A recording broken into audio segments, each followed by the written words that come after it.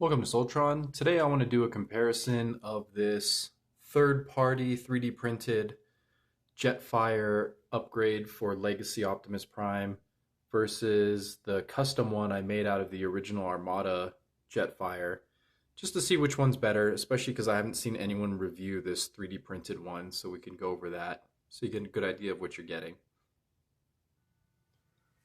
All right, and here's a 360 of the original Jetfire pants on the Legacy Optimus Prime. And you can see this comes together pretty well. I think he gets a really long, lanky kind of look to him, and I think that works. And then I did add the upgrade kit that I showed in my last video with the longer biceps, which I think helps with this. Otherwise, his arms look a little bit short.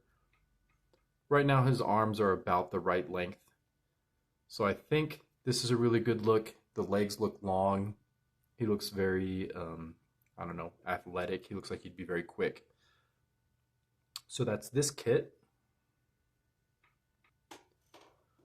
All right, and here's the 3D printed kit. And you can see his pants are a lot more bulky. Everything's just a lot larger. This does kind of remind me of like the impact armor from Macross or something. Everything is just really thick. And then even though it's 3D printed, I think they made some really good stylistic choices that I think end up looking pretty good on this guy. But he looks very destructive. He looks really intimidating. He doesn't look as slender as the original Jetfire. So the looks are so different, it's hard to say which one's better. So as far as the aesthetics, I'm going to say it's a toss-up because the styles are so wildly different. This one definitely gives him a lot more bulk and makes him look very menacing, whereas the custom kit that I made just makes him look a little bit more lanky and sleek and more like he could fly. This one, you wouldn't think he would be very quick. And then here's a comparison with his original pants. And you can see that he does get a little bit taller because this is the waist on the original pants, whereas it's about here on this one. So it does give him a little bit of lift, and then his feet get bigger. And then you notice that the thighs are just massive, which is kind of an issue with this kid, I think. Is this how big his thigh is compared to how big his biceps are? It doesn't really match on too well for me. I do like that his armor chest does like completely close in the chest. That's very nice. One place where the 3D printed kit is definitely going to win is articulation. This thing has pretty phenomenal articulation. Like the hip skirts go ahead and they fan out of the way and then can go up and down. I am a little bit wary about how thin some of the plastic parts are. I could definitely see this snapping if you're not careful with it. He does have waist swivel, which is kind of an interesting joint. It's got like this little slotting thing back here that's supposed to probably be glued in place, but it tends to fall out. But he does have 360 on the waist, so that's pretty impressive that they were able to work that in. He does have these rotating hip skirts, so that is going to give you a good amount of kick forward. And this is a pretty tight joint. Kick backwards, and then he does have a full outward kick, but then again, like his hip skirts get in the way a lot. So they did an interesting thing by putting the wings on the hip skirts instead of putting them just right on the leg. And then you get a thigh swivel, which feels really nice. So definitely used a mushroom peg there. And then you get this knee bend, which is a little bit scary. It's pretty tight. And then you get like this block right here, which is supposed to help it look not broken. And then you do get the ball joint on the ankles. And this is like that typical 3D printed ball joint where it's just in there with friction. It's not really a cup shape. So this could grind down over time, but you get, because of all that leg articulation, you do get some really dynamic posing if you can pull it off. Let's see what I could do with this. You can get something like that, which is pretty good pose. So he's like shooting this gun, but getting this one ready or reloading or something. So pretty dynamic on the articulation. I definitely can't beat that. Like currently the only articulation that my custom one has is that he can like do an A stance, he can spread his legs, or he can close his legs. And then he's got these ankle tilts, which were built into the original figure. He can do a thigh swivel, I guess, but then it makes it harder for him to stand up. He'll start leaning forward, which is not great.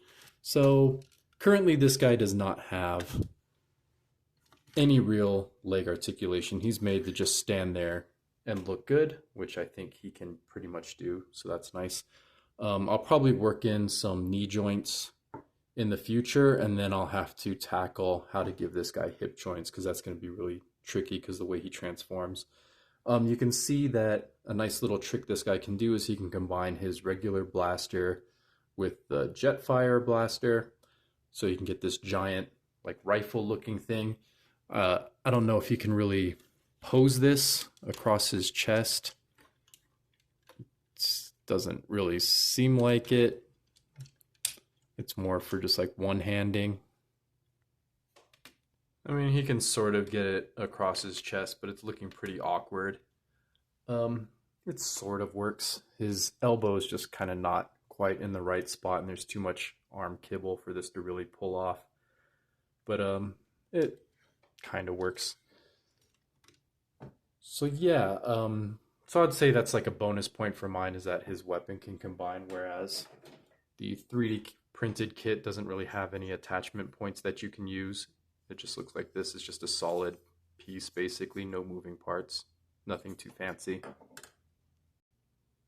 All right, and here's the custom one with the overload cannons on his shoulders, which I think looks pretty good. That's putting a lot of strain on his legs, but since they have no articulation, it's not really an issue.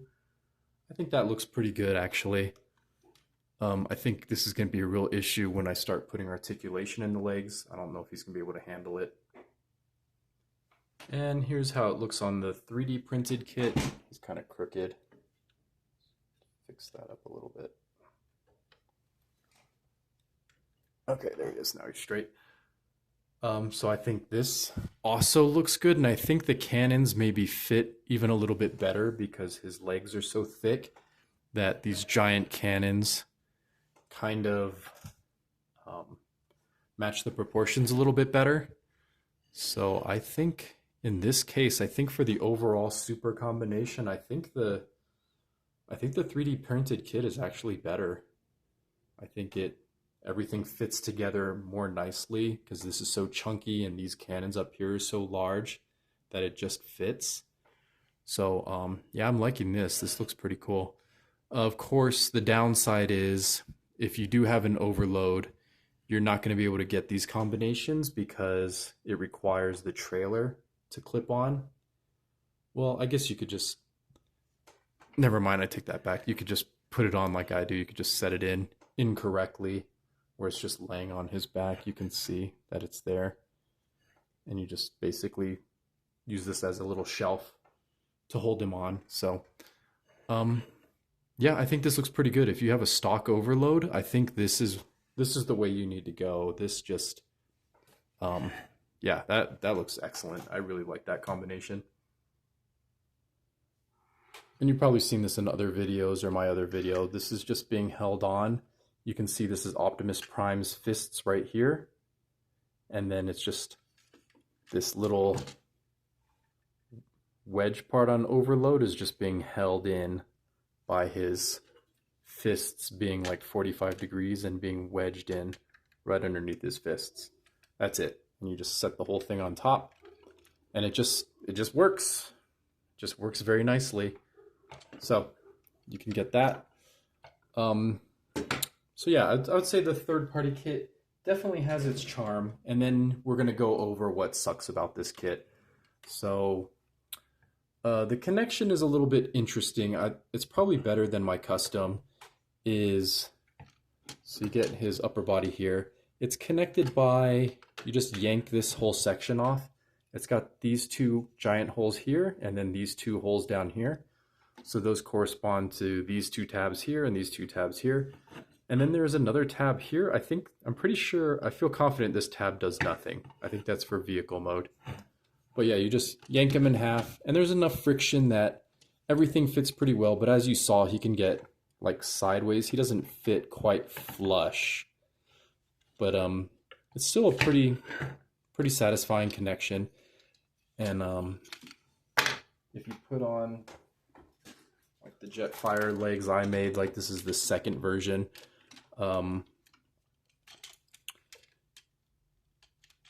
This is not as tight as the first one I made, but it holds on pretty good, so he's not going to fall off on that either. And you can see it's just a big mess of polyplastic hidden under his Jetfire shield.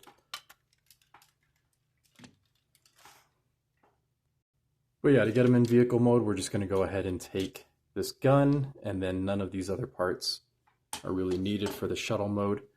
And then you can see we got this giant shuttle nozzle here, so you're going to have to parts form by yanking that off, and it's just on this post here, and that just pegs right back here. And that's where you're going to replace that with this thruster. And there you have like the three thrusters all facing back. The feet don't do any kind of transforming. I guess you can point the feet down. I guess that counts. And then you can collapse the thrusters into the ball sockets. And then you're just going to straighten out the legs like this. And then you straighten out these panels. And technically these are supposed to clip into this, but when you do that, it bends the shape of this. So I wouldn't recommend it. But technically it is supposed to tab in right there to make everything nice and secure. It just doesn't.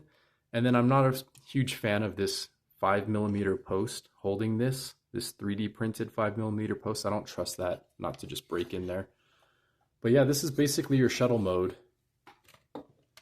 That's a big majority of it right there. And then you're going to take the chest piece, you're going to take that cockpit that was just hanging out in the back doing nothing, and you're going to peg those together. And then you're going to take this chest piece, and that's just going to peg into the waist piece here. And it kind of awkwardly situates in. I don't want to force it because I don't super trust 3D prints, but this is the shuttle. And here you have the shuttle mode, and this thing definitely cheats. In the pictures you're going to see it's like this to try to hide its faults, because look, this is how it looks from the side. It's pretty terrible. It only looks like a pair of legs. It doesn't look like, I think up until the waist, the cockpit is looking pretty good, the cockpit section, but everything else is just thrown on trash. It doesn't work. It's clearly just a pair of legs that's laying down. Terrible looking transformation. I don't think there's a way to fix this. Yeah, rotating this around is not going to make it any better. It's the big problem is that these don't peg in very nicely. Just part of the way it was designed. See, look, I pegged it in, and now you can see it's bent. It's curved. I don't know why it was designed that way. There's just something incorrect about the way that was designed. These just do not peg in correctly. So it's a cool looking shuttle. It's kind of like a G.I. Joe looking one, but you got to look at it from the right angles, because from most angles, this is a fail. This does not even, I barely count this as a mode. There's no landing gear or anything. But nice hefty chunk of plastic. So I want to say that too. This thing was like 65 bucks. It feels like 65 bucks of plastic material, of 3D printed material. It's very heavy. And then compare that to the original Jetfire, and there's no comparison. This thing has got its cool like gimmick where these spring out. It's got these nice fins that fold up a little bit, make it more dynamic. It's got this weird gimmick of the opening like satellite bay where you could deploy like a satellite, which is pretty cool. So obviously the original wins in this mode. You can see mine is mixed up of two different Jetfires because that's what I was able to get for cheap. But he's got all his parts, so that's what counts, except for the little missiles at the bottom. But all the pieces are like integrated fully into him. He looks like a pretty cool sci-fi shuttle. All right, and then finally, my custom wins for the robot mode because the 3D printed one doesn't have a robot mode. Even though this robot mode is so hideous that it's almost a draw. This is one of the worst robots I've seen, but that's, I guess, part of the charm of Armada. So, as far as which one you should get, if you got the $65, you should probably just get the 3D printed one. If you want to buy like the custom Jetfire pants that I made, you could go that way as well. It's almost just as expensive.